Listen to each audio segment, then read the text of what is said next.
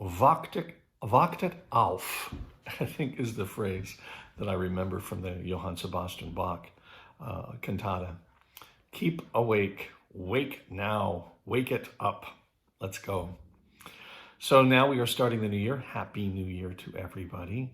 And we're starting the year as we start every year in our tradition, in many of the Catholic traditions, our Roman Catholic brothers and sisters, our Lutheran friends, and those of us in the Episcopal and Anglican traditions, we are starting a new year.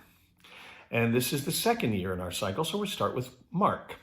And Mark is a wonderful, very terse, very accessible, very much about the nuts and bolts, no frills, let's get to work. In fact, the Gospel of Mark doesn't give us some of the readings that we so treasure about Matthew and Luke, the beautiful stories of the Magi, or of the angel's appearances to Joseph and to Mary and all the other wonderful people along the way. We don't get any of those stories. Mark starts off with the baptism of Jesus, and off we go into the ministry. In many ways, we understand Mark to be probably the first gospel to be shared and written down because of its efficiency and its sparse other aspects of story.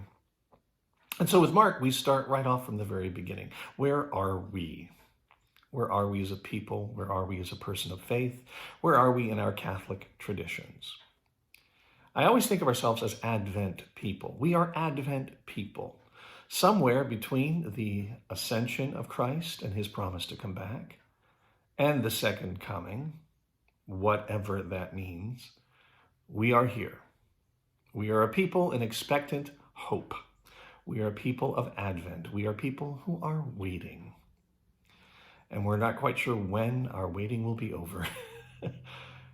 I think we get waiting right now, having gone through the pandemic and seeing hopeful signs of an end, or at least a start to the end. We're a people who understand that hope means not the same as a wish, as I shared with one of my friends this week. A wish is something I would love to have, but I doubt if I'm ever going to get it. A hope is something I can count on. So a hope is something that I have faith will actually occur. I hope for an end of the pandemic. More broadly, I hope that I will be able to see Christ. I hope that there will be a second coming, however that defines itself. Maybe he will descend from clouds in my very presence, or maybe it'll be much more of a spiritual reunion with Christ. I don't know. But I know that I am somewhere between the ascension and his coming. And so in this meantime, we as a people affirm those notions and those things that make us hopeful. It's Advent, so we're going to spend some time in Advent prayer. I hope you're able to join us on Sunday evenings at St. Stephen's as we light our Advent candles and share a song and share some prayers and also share some fellowship, smile, see each other. Zoom's been busy, but we're going to keep her busy even through the season. I hope you'll be able to join us for some of our Advent experiences, our Advent book studies, as we read about Max Lucado's understanding of Bethlehem and the importance of this moment in our faith journey. We hope that you'll also be able to take this Advent time to prepare for a Christmas unlike any Christmas perhaps you've ever seen before, or any Christmas you've ever experienced. It may be a little bit more intimate.